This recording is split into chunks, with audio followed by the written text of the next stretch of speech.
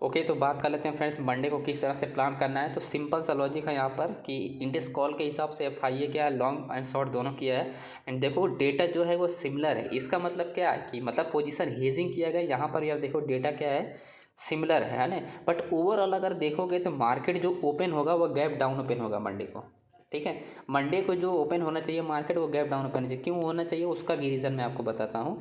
यहाँ पर अगर एक चीज़ आपने लोगों ने नोटिस किया होगा, कल वाली वीडियो मैंने आपको बताया था कि यूएसए मार्केट में 6 बजे न्यूज़ है तो उसकी वजह से मार्केट नेगेटिव आ सकता है या पॉजिटिव आ सकता है। बट जिस डायरेक्शन में जाएगा उसमें ज़्यादा इफेक्ट पड़ेगा।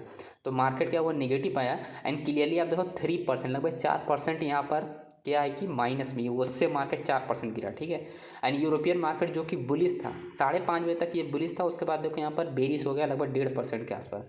एंड एक्सजीएस निफ्टी क्या था, ये भी बुलिश में था, आप देखो 1.5% ये भी गिर गया। और सारा इंडेक्स है लगभग इसके आसपास, एशियन मार्केट के सारा कह रहा बेरिश है।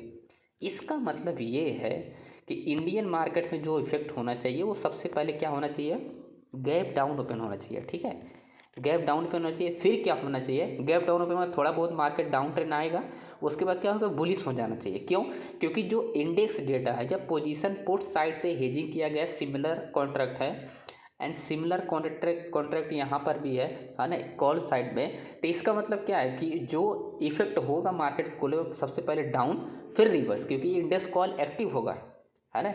इंडेक्स कॉल के हिसाब से मार्केट क्या होना चाहिए, गैप डाउन ओपन होने के बाद मार्केट क्या होना चाहिए, उसके बाद रिवर्स होना चाहिए, यानी बोलिए, क्योंकि इंडेक्स कॉल में क्या है, एफआईए ने लॉन्ग भी किया है ना।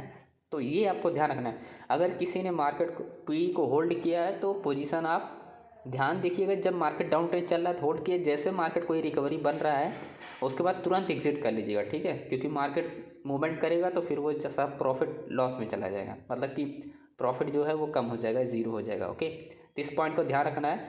बाकी आप देख सकते हो ग्लोबल सेंटीमेंट यहाँ पर, फ्यूचर इंडेक्सेस देखो 600%, डो फ्यूचर 600%, नास्डक 400%, है ना। डैक्स का है यहाँ पर लगभग 250%, है ना। एक्सजीएस निफ्टी अगर आप देखो लगभग 240-44 पॉइंट यहाँ पर गिरा हुआ है। ओके, तो डेटा को आप डेली देखो। आप लोग अगर आप ट्रेडर बनना चाहते हो ना तो सिंपल याद रखना, एक रूल बनाओ, उसी रूल पे आप कम से कम 20 से 25 दिन काम करो। अगर वो रूल वर्क नहीं करता है उसको चेंज करो, 20 दिन किसी और रूल पे वर्क करो।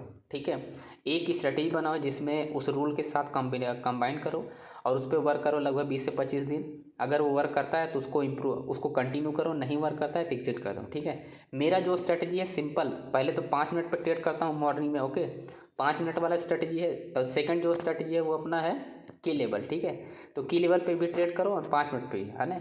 सिंपल सा लॉजिक है। और आप डेली अगर मुझे फॉलो करते हो तो मैं पहला जो ट्रेड लेता हूँ प्रॉफिटेबल ही रखता हूँ, चाहे किसी दिन हो, है ना, प्रॉफिट ही रहता है। ओके, तो आप भी प्रैक्टिस करते रहो, आपका भी प्रॉफिट होगा। ऐसा बिल्कुल नहीं है कि मैं प्रॉफिट कर सकता हूँ तो आप लोग भी कर सकते हो फ्रेंड। ओके, बस सिंपल सा एक रूल एंड स्ट्रेटजी सेम होनी चाहिए। Thank you so much friends, मिलते हैं मंडे को।